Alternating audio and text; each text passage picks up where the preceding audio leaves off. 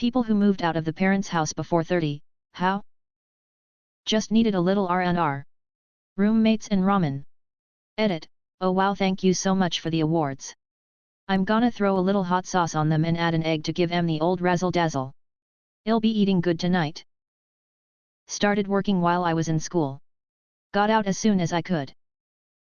Got kicked out at 14. Finished high school sleeping on friends' couches while serving tables. Had a ton of roommates for the next 10 years. At any given time I was living with like 3 or 4 people, it was never boring, haha. Roommates. I moved out at 19. My mum and stepdad moved to the other end of the town because rent was a lot cheaper. But I didn't want to live there, so I looked for a small cheap flat. Found one, had a job, some savings. Somehow it worked out. Eventually found some used furniture and a new bed. Life was much cheaper like 15 years ago. I moved out at 18, got a job as a waiter working 50 to 60 hours, rented the smallest room in a shit area of the city I lived in. It is what it is. My dad died when I was 17 and my stepmom kicked me out. Sink or swim, baby. All that aside, I don't think there's any shame in staying with your family in this economy as long as you're contributing. Communal living is going to be the new norm. EDA, yes, the new old North American focused old new norm. Living frugally. I couldn't afford consoles, I couldn't afford TV. Even my cell was a used unit I got for cheap. All I could afford was food, rent, and basic utilities. But that leaves a lot of time for work. So I work. It's not fun. Now I am better off, so I am enjoying myself with things I never had in my youth. So pardon this 40+ year old nearing 50 dude that still watches cartoons and plays video games. Roommates and debt. Shit was a lot less expensive in 2003. This was early 2010s. Job. Accepted that the life I wanted to have versus what I could afford were two very different things.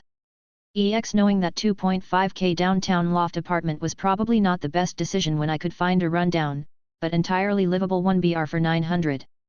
Going out each weekend is fun, but 99-cent rental from Redbox was fun enough and cheap. Lots of living within my means. Note, I can't say all this without acknowledging this gets harder to do each year because literally nothing is cheap anymore. Military. Living in Finland. 1. Compulsory conscription. 2. Supported student housing.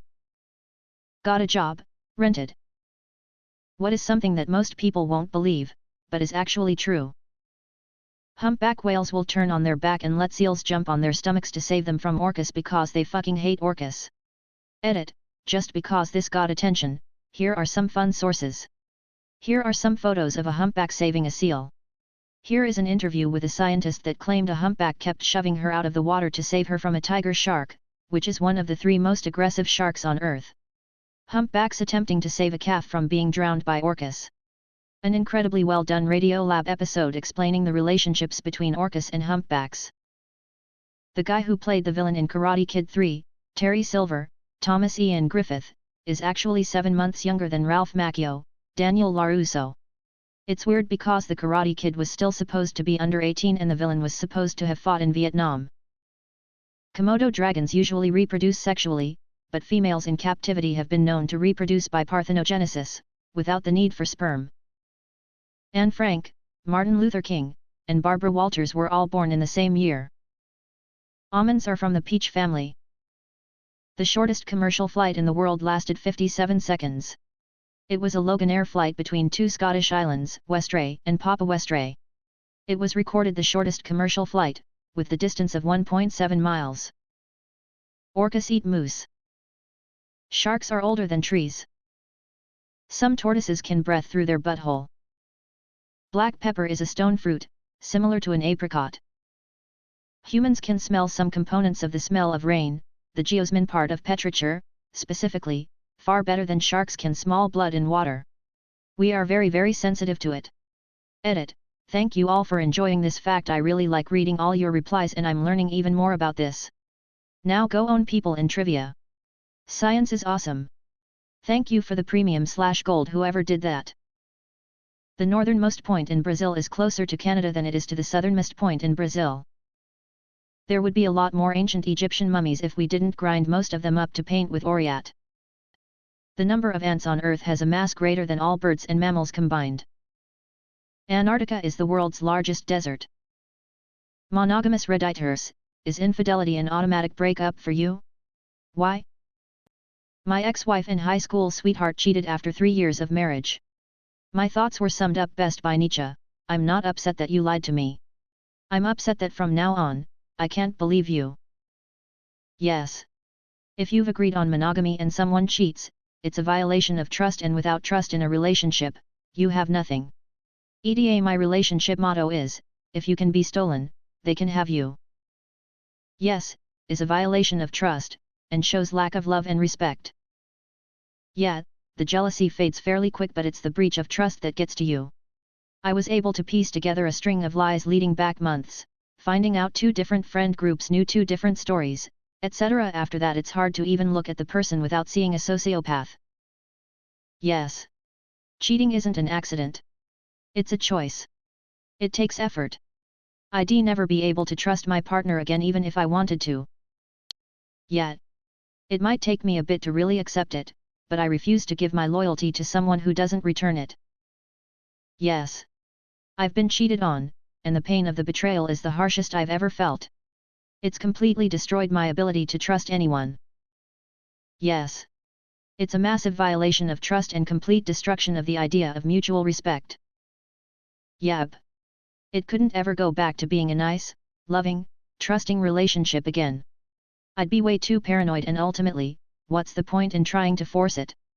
Cheating is the ultimate betrayal, it's a no-go for me. Yes.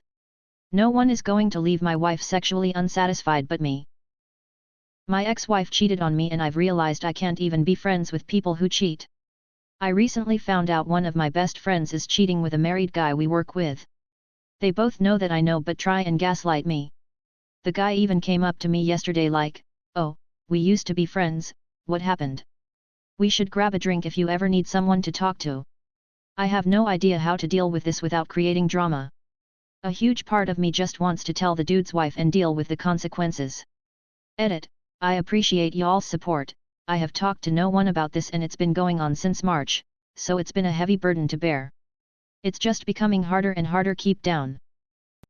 Not just in monogamous relationships, but an open one where someone was lying and going behind my back as well. It's the fucking lying.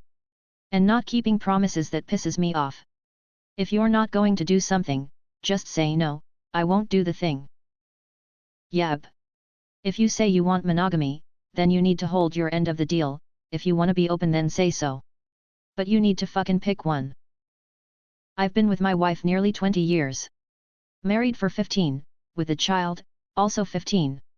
If she revealed to me today that she cheated on me, I can't imagine how I'd stay.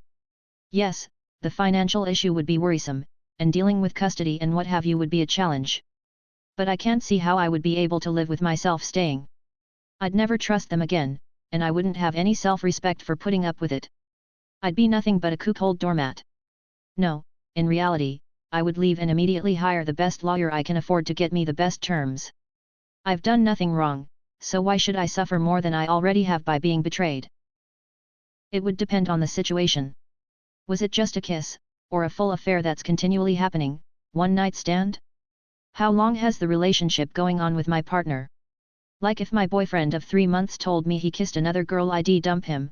But if I was married to someone for 25 years and they kissed someone, I would stay with them if it was a one-time mistake. That said, if I had been with them for 25 years they had a full-blown affair, I don't think I could get past that. Relationships are complicated, and people are people. I think having that perspective is why some couples can get past it, or they have other higher priorities from other parts of the relationship.